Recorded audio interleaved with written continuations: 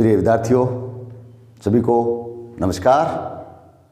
आज मैं आपको smart study NSR YouTube channel के माध्यम से जो पीछे का वीडियो मैंने बनाए हैं, आपने देखे हैं, और टॉपिक तो आपको पता ही है, हम कंप्लीट कर चुके हैं राजस्थान का एकीकरण। जो उससे संबंधित ही टॉप क्वेश्चन आपके लिए लाया हूँ। लाइव तो मैं अप्रिय कारणों से आपसे इस प्रश्नोत्तरी कार्यक्रम में अभी नहीं जुड़ पाया हूँ, लेकिन आपका सहयोग रहेगा तो मैं ऐसी कोशिश करने के लिए तत्पर हूँ। तो जानकारी इस वीडियो के बारे में, और साथ ही मैं ये भी आपको बता देना चाहता हूँ कि ये क्वेश्चंस की PDF आपको टेलीग्राम पर मिल जाएगी। अवलोकन कर लें, अध्ययन कर लें, और आज के ये प्रश्नोत्तरी कार्यक्रम में शुरू करता हूँ। आप इनका स्वमूल्यांकन कीजिए। कुछ समय मैं रुक जाऊँगा और बताता रहूँगा, और ये प्रश्न आपको याद हो जाने चाहिए। किसी भी सूरत में ये प्रश्न आपके दिमाग में बैठ जाने चाहिए। ये आप ध्यान रखोगे, मुझे आपसे ऐसी उम्मीद है। तो शुरू करते हैं आज के प्रश्नोत्तरी कार्यक्रम, जो पीछे के पढ़ाए हुए वीडियो पर आधारित है। तो राजस्थान एकीकरण के टॉप क्वेश्चन आपके लिए ये पहला, राजपूताना में मराठों का शक्ति विस्तार कब शुरू हुआ? राजपूतानों में मराठों का शक्ति विस्तार कब शुरू हुआ? आपके पास विकल्प 4 ऑप्शन: ए 1520, ब 1576, से 1756 और द 1820। सोचिए, मनन करके आप आपका स्वमूल्यांकन ही करना है, इसलिए यकीन से, ईमानदारी से इस प्रश्न का आप हल अपनी नोटबुक में लिखें, और फिर जितने भी प्रश्न हैं उसमें आप अपने प्राप्तांक प्रति प्रश्न 1 अंक से जोड़ के अपना स्वमूल्यांकन कर सकते हैं। सोचते रहिए, अच्छा प्रश्न है, आपके लिए महत्वपूर्ण भी है।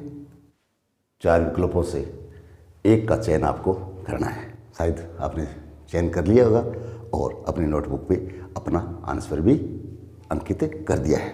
अब हम चलते हैं प्रश्न नंबर 2। राजाओं के हितों की सुरक्षा की व्यवस्था हेतु अधीनस्थ गठबंधन की ब्रिटिश संधि कब स्वीकार की गई, कब मंजूर की गई?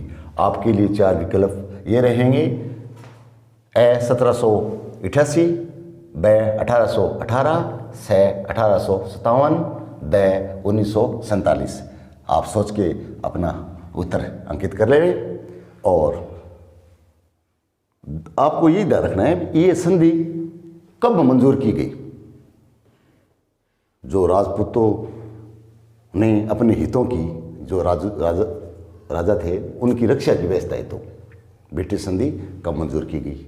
आपको विकल्प मैंने बता दिए, आप अपना उत्तर सोचते हुए अंकित कर ले। अब प्रश्न नंबर 3 आपके लिए, राजपूत राज्यों का उदय किस सदी में हुआ? राजपूत राज्यों का उदय किस सदी में हुआ? विकल्प 4 आपके लिए ये रहे: ए 6वीं, ब 8वीं, से 9वीं, द 10वीं। मनन करते हुए अपने उत्तर का चयन कर लें। राजपूत राज्यों का उदय की सदी में हुआ, इनमें से कौन सा आप विकल्प सही मानते हैं, और उस विकल्प का क्रमाक्षर आप अपने लिख लें। प्रश्न नंबर 4, ब्रिटिश काल में राजस्थान के इतिहास लेखन का सर्वप्रथम प्रयास किसने किया? ब्रिटिश काल में इतिहास लेखन का सर्वप्रथम, ध्यान रखना है, सर्वप्रथम प्रयास किसने किया? कईयों ने किए थे। अब आपके लिए विकल्प के तौर पे 4 ऑप्शन: ए श्यामलदास, ब रामकरण अशोका, से डॉक्टर दशरथ शर्मा, द मथुरालाल शर्मा। सर्वप्रथम किसने प्रयास किया था राजस्थान के इतिहास को ब्रिटिश काल में लिखने का?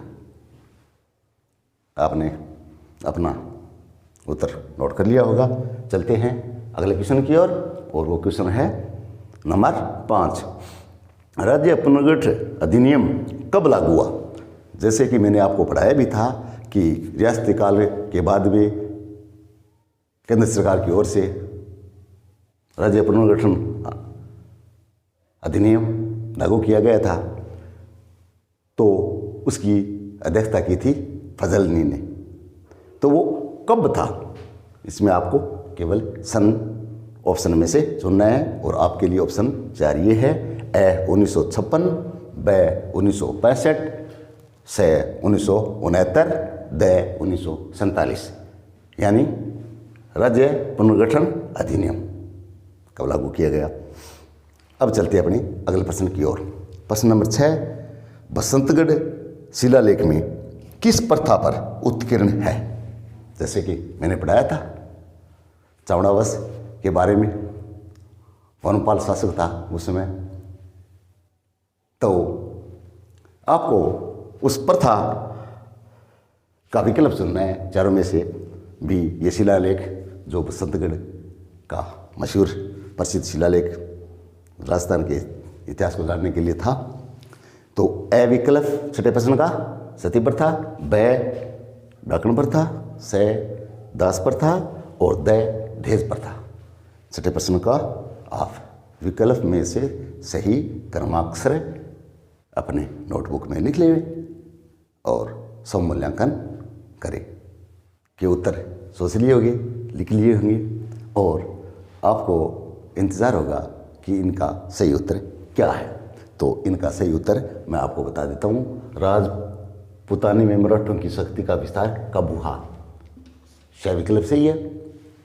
राजाओं के हितों की सुरक्षा की व्यवस्था हेतु अधीनस्थ गठबंधन की ब्रिटिश संधि कब स्वीकार की गई? ब मिलाती रहिए अपने उत्तर। राजपूत राज्यों का उदय किस सदी में हुआ? जैसा कि मैंने पहले वीडियो में आपको पढ़ाया था, छठी। और प्रश्न नंबर 4, ब्रिटिश काल में राजस्थान के इतिहास लेखन का सर्वप्रथम प्रयास किसने किया? तो वो किया था श्यामल दास। विकल्प एस बिल्कुल सही है। राजस्थान पुनर्गठन अधिनियम कब लागू हुआ? तो राजस्थान पुनर्गठन अधिनियम राज्य पुनर्गठन अधिनियम 1956 में लागू हुआ था। विकल्प ऐसे ही है। और प्रश्न नंबर 6 का सही उत्तर आप मिला लेंगे। बसंतगढ़ शिलालेख में किस प्रथा पर उत्कीर्ण है? तो वो प्रथा थी दास प्रथा। विकल्प से सही है। अगला प्रश्न आपके लिए, राजस्थान के एकीकरण के किस चरण में वैधानिक रूप से राजपूताना की जगह राजस्थान शब्द का प्रयोग लाया गया? राजपूताना की जगह राजस्थान शब्द का प्रयोग लाया गया। तो किस वैधानिक रूप, कौन सा चरण था? आपके लिए विकल्प तीसरे में था, चौथे में था, पांचवें में था, या छठे में था? अपने सही विकल्प के क्रमाक्षर को अपनी नोटबुक में इंगित लिखते रहिए।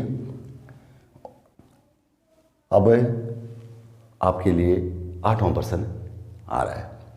राजस्थान एकीकरण की शुरुआत किसके आदेश के बाद शुरू हुई? एकीकरण की शुरुआत किसके शुरुआत के साथ जो आदेश निकाला था, उनमें से आपको ये दिए गए 4 विकल्पों में से सही उत्तर छांटने हैं। जैसे पहला लिलिथगो, या कर्नल टोड, या माउंटबेटन, या लॉर्ड वेलेस्ली। इनमें से राजस्थान एकीकरण की शुरुआत किसके आदेश के बाद शुरू हुई थी? आप अपना उत्तर चयन कीजिए। आगे जैसा कि पीछे के वीडियो मैंने बताया था, भी वैदिक काल में राजस्थान के लिए ब्रह्मवर्त शब्द का प्रयोग किया गया था। आपको ध्यान में ही होगा किस वेद में राजस्थान के लिए ब्रह्मर शब्द का प्रयोग हुआ? आपके लिए प्रश्न 9वां ये जाता है। ऋग्वेद, या अर्थवेद, या सामवेद, या यजुर्वेद? सही विकल्प का चयन करें। अगला प्रश्न 10वां, जो आप जानती हो कि राजस्थान का एक में पढ़ेंगे तो जेम्स टोड को तो भूलना ही नहीं है, उनके तो पूरे आपको क्वेश्चन से जितने भी बनते हैं वो पढ़ने ही हैं। तो जेम्स टोड को मेवाड़ के अतिरिक्त किन रियासतों का नियंत्रण सौंपा गया था? ये तो आपको पता ही होगा, भी मेवाड़ तो थी, ये तो थी, मूल रूप से तो मेवाड़ उसके पास थी। अब आपको इसके अतिरिक्त भी उनको किस रियासत का, इन चारों विकल्पों में से आप चयन कीजिए, जैसे कोटा बूंदी या जयपुर या शाहपुरा या बीकानेर। सही उत्तर का आप चयन कीजिए और अपनी नोटबुक में अपने समूहलेखन के लिए उत्तर क्रमांक लिखिए। वैसे आप जानते ही हो कि जेम्स टोड ने तो संतोबा शिखर, राजस्थान के सबसे ऊंचे शिखर गुरु शिखर को कहा था, तो साथ में ये भी दोहरान रिपीट करते रहिए, आपके फायदे में होगा। अगला प्रश्न आपके लिए 11वां, किसने आबू पर्वत को हिंदू ओलंपस का? आबू पर्वत को या पर्वतों को बहुवचन है हिंदू ओलंपस कहा। हिंदू ओलंपस से आबू पर्वतों को कहने वाला कौन था? आपके लिए विकल्प के तौर पे George Thomas, Colonel Tod, Lord Wellesley और लॉर्ड लिनलिथ को। सही विकल्प का आप चयन कीजिए भी किसने हिंदू ओलंपस कहा था आबू पर्वतों को। अब आपके लिए अगला प्रश्न जो संख्या की दृष्टि से 12वां है, आप सुने और अपने उत्तर का चयन करें। कर्नल टोड ने अपना यात्रा वृत्तांत, एक तो आपको ये ध्यान रखना है कि कई बार प्रश्न को थोड़ा सा घुमा के और हिंदी के जो विभिन्न विधाएं हैं उनमें से आपको भी पूछ ली जाती है, क्योंकि हर वाक्य में से अपने एक प्रश्न नहीं कई प्रश्न बन सकते हैं। कर्नल टोड ने अपना यात्रा वृत्तांत ट्रेवल इन वेस्टर्न इंडिया किसको समर्पित किया, किसको सौंपा? अब जैसे मैंने बताया कि कर्नल टोड ने अपना ट्रेवल इन वेस्टर्न इंडिया जो ग्रंथ लिखा वो किस प्रकार का ग्रंथ था? तो आपको ध्यान आना चाहिए, वो एक यात्रा वृत्तांत था। बीच में आपको थोड़ी व्याख्या बता देता हूँ। तो वो क्या था? यात्रा वृत्तांत था। अब Travels in Western India Colonel Tod का जो ग्रंथ था वो किसको समर्पित किया गया? आपके लिए ये 12वां प्रश्न जा रहा है। तो ऑप्शन आपके लिए George Thomas, William Hunter, Julia Carterberg, James Crook. सोचिए, महत्वपूर्ण प्रश्न है, तो आप अपने उत्तर का चयन करें। अब अगला प्रश्न महत्वपूर्ण जो ग्रंथ था उसके संबंध में, और वो प्रश्न 13वां ये, the annals and antiquities of Rajasthan का प्रकाशन, राजस्थान का इस ग्रंथ का प्रकाशन लंदन में किया किसने किया? ये उत्तर आपके जाता है भी इस ग्रंथ का प्रकाशन कहाँ हुआ था? लंदन में। प्रश्न हो गया ना। अब अगर इन चारों विकल्पों से आप उत्तर चुनेंगे तो उसमें जो विकल्प सही है वो लंदन में निम्न में से किस ग्रंथ का किया, तो ये भी एक प्रश्न बन जाता है। यानी एक प्रश्न में ही 3 प्रश्न के उत्तर परस्पर समाये हुए हैं। तो इसे मैं आपको कहता हूँ भी तुलनात्मक अध्ययन आप करते रहिए। प्रश्नों के इर्द गिर्द ही उत्तर होते हैं, उत्तरों के इर्द गिर्द ही प्रश्न बनते हैं। तो 13वें प्रश्न के विकल्प जेम्स क्रूक या जूलिया कार्टरबर्ग, लॉर्ड लिनलिथ को या विलियम हंटर। अपने सही विकल्प के क्रमाक्षर को आप अपनी नोटबुक में लिखिए। प्रश्न 14, आपने रियासतें तो पढ़ी थी भी कौन सी बड़ी थी, कौन सी छोटी थी, कौन सी पुरानी थी। विभिन्न प्रश्न रियासतों के इस सबसे बड़ी छोटी के बनते हैं। और आपके लिए इसी संदर्भ में अगला प्रश्न 14वां जाता है। आज़ादी के समय, अपना देश आज़ाद 15 अगस्त 1947 को हुआ था, सबसे छोटी रियासत कौन सी थी?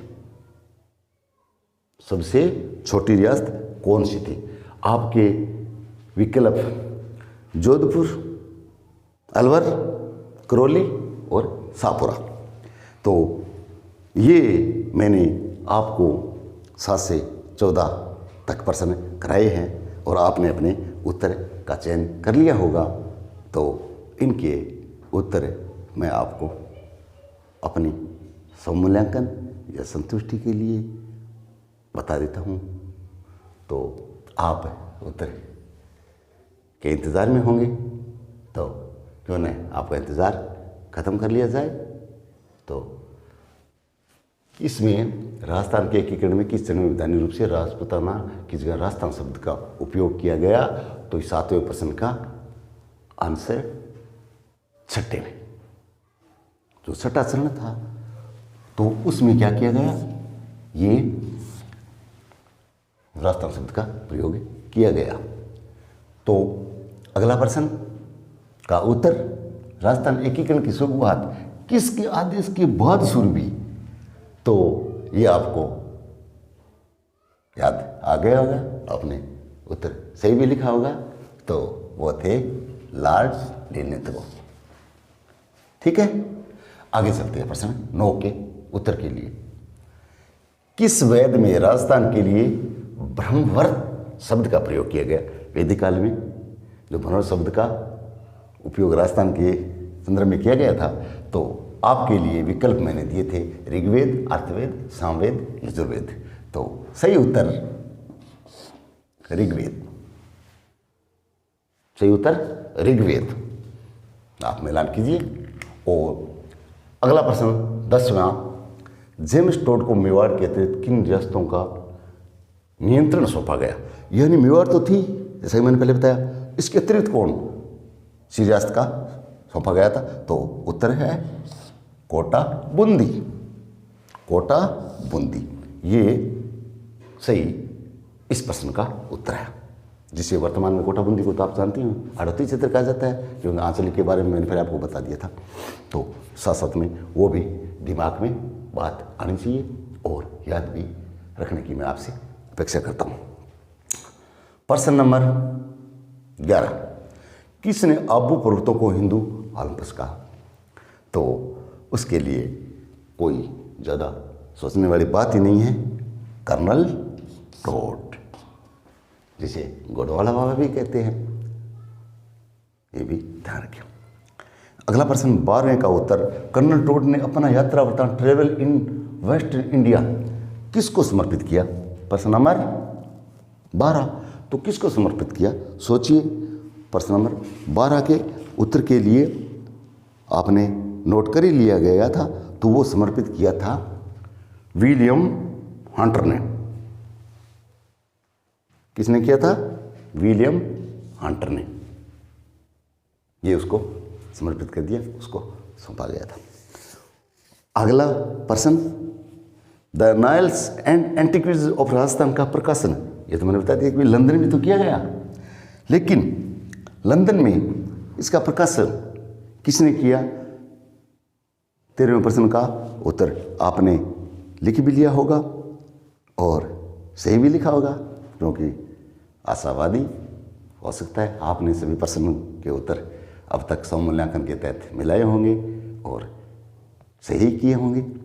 तो इस प्रश्न 13वें का उत्तर जेम्स क्रूक सही है, जेम्स क्रूक।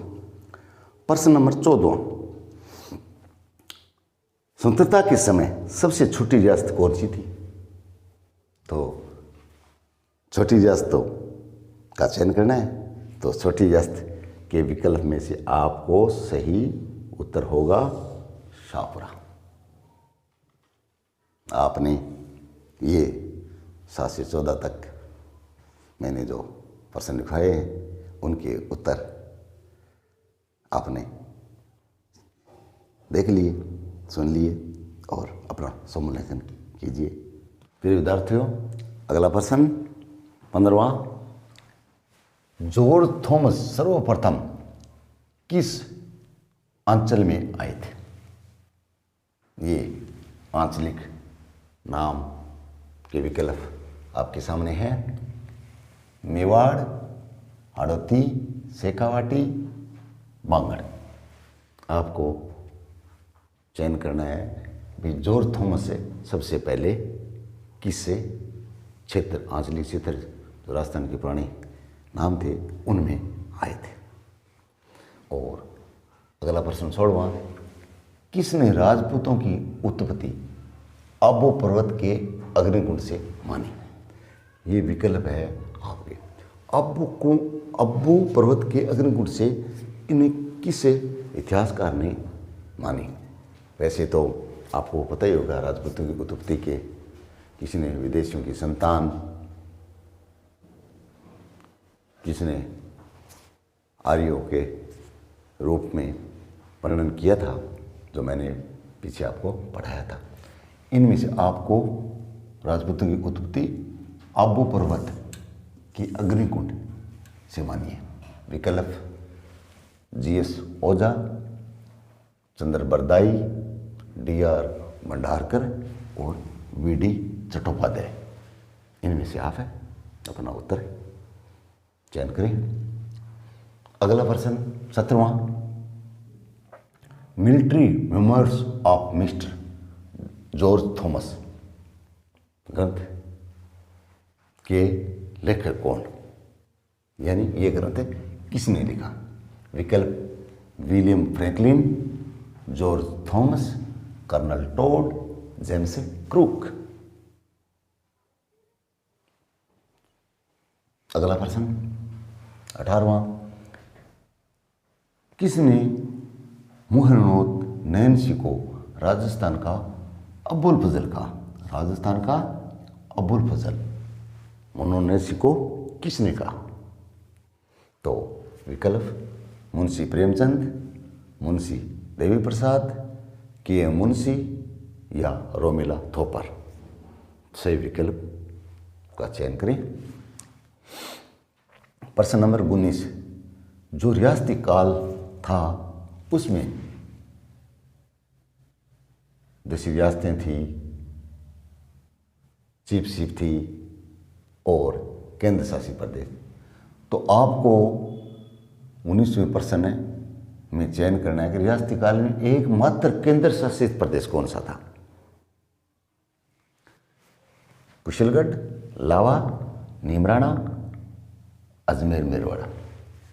इनमें से प्रश्न नंबर 20वां, थोड़ा विकल्प बड़े हैं, ध्यान से। इनमें से बेमेल गलत विकल्प छांटिए। चरण दिए हुए हैं, नामकरण दिया हुआ है और सन दिए हुए हैं। भी किस चरण में से गलत विकल्प का चयन आपको करना है? ए पहले चरण में मत्स्य संघ 1948, ब दूसरे चरण में पूर्व राजस्थान 1956, स चौथे चरण में राजस्थान संघ 1950 और द चौथे चरण बृहत राजस्थान 1949। इनमें से कौन सा विकल्प गलत बेमेल है? आप छांटकर सही क्रमाक्षर जो उत्तर बनता है विकल्पों में से चयन कीजिए। प्रश्न नंबर 21, बृहत राजस्थान का प्रधानमंत्री कौन था? जो बृहत राजस्थान का प्रधानमंत्री कौन था? विकल्प हीरालाल शास्त्री, मोहनलाल सुखाड़िया, महाराणा भोपाल सिंह या माणिक्यलाल वर्मा। इनमें से आप सही उत्तर चुने।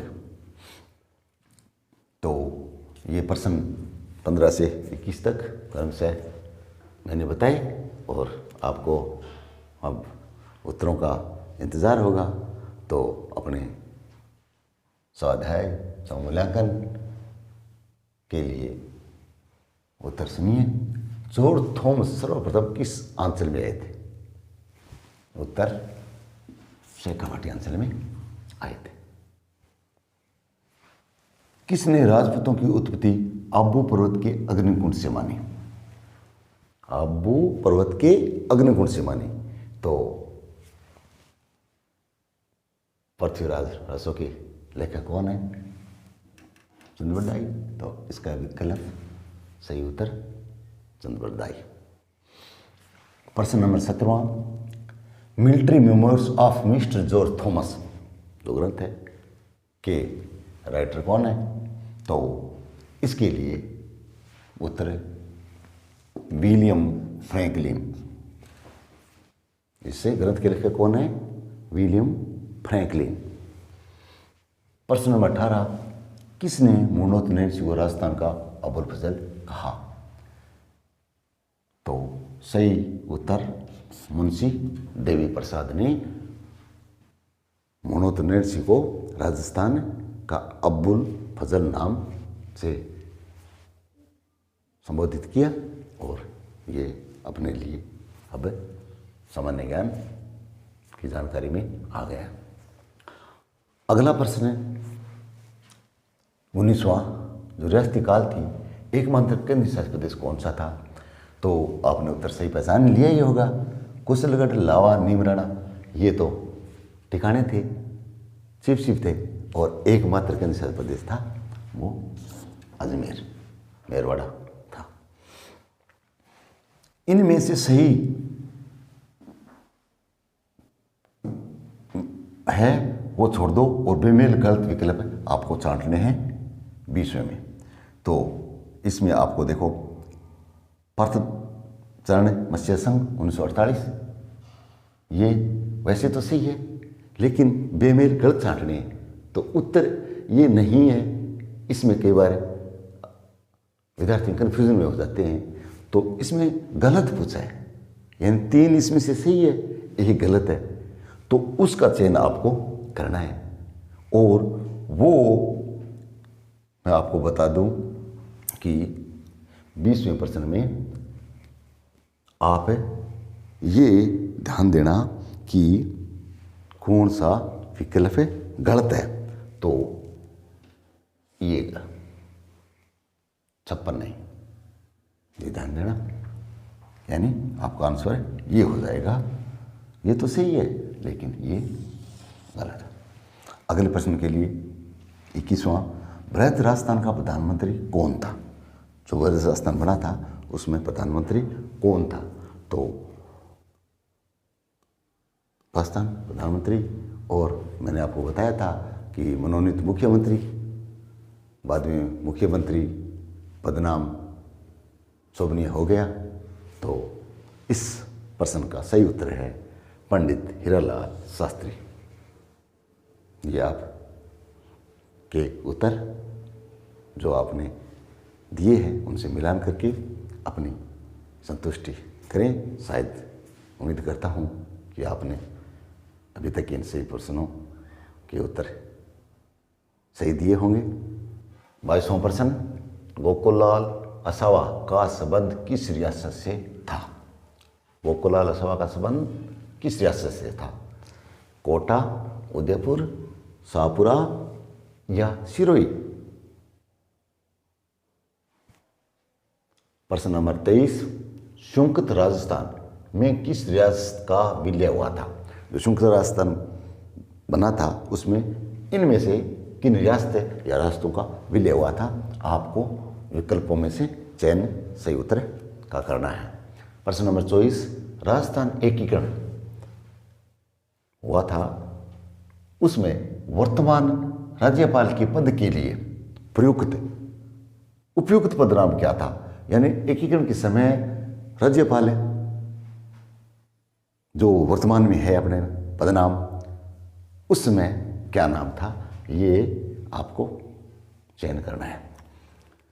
प्रश्न नंबर 25, किस समिति की सिफारिश पर राजस्थान की राजधानी जयपुर बनी थी? अब आपको ये ध्यान रखना भी किस समिति की सिफारिश से अभिशंसा की गई थी, तो वो समिति आपको इनमें से चारों में से चयन करनी है।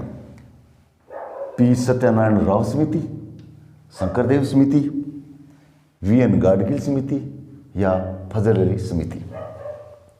ये 4 विकल्प प्रश्न नंबर 25 के, इनमें से आप सही का चयन कीजिए। तो ये तो प्रश्नोत्तर प्रश्न हुए और अब मैं आपको इनका उत्तर बता देता हूँ, आपने नोट कर लिए होंगे। तो चलिए, गोकुल सवा का संबंध किस रियासत से था? सही उत्तर सावरा रियासत से। ठीक है, आप मिलाते रहे अपने उत्तरों को। संयुक्त राजस्थान में किस रियासत का विलय हुआ था? तो संयुक्त राजस्थान में तो उपयुक्त सभी रियासतों का विलय हुआ था, ये तीनों ही थी। राजस्थान एकीकरण के वर्तमान राज्यपाल के पद के लिए कौन सा शब्द उस के बराबर है? तो सही उत्तर है राज प्रमुख, जो बाद में राज्यपाल के रूप में हमारे सामने आया, जिसे हम गवर्नर भी कहते हैं। तो 24वें प्रश्न का उत्तर राज प्रमुख। 25वें प्रश्न, किस समिति की सिफारिश पर राजस्थान की राजधानी जयपुर बनी? तो वो समिति कौन सी थी, आपको चयन करने हैं। तो आपने शायद उत्तर सही पहचाना होगा, पी सत्यनारायण राव समिति। पी सत्यनारायण राव समिति की सिफारिशों के आधार पर जो वर्तमान में राजस्थान की राजधानी जयपुर है वो बनी थी। ये आज के 25 प्रश्न और उनके जवाब मैंने व्याख्या सहित बताए। इन प्रश्नों की PDF आपको टेलीग्राम चैनल पर मिल जाएगी, देखते रहिए। और इसी के साथ आज का ये सेशन यहीं ख़त्म करते हैं। आपको वीडियो कैसा लगा कमेंट बॉक्स में ज़रूर बताएं और वीडियो को लाइक एंड चैनल को सब्सक्राइब ज़रूर करें और मेरा मनोबल बढ़ाएं, सुझाव दें। धन्यवाद। जय राजस्थान।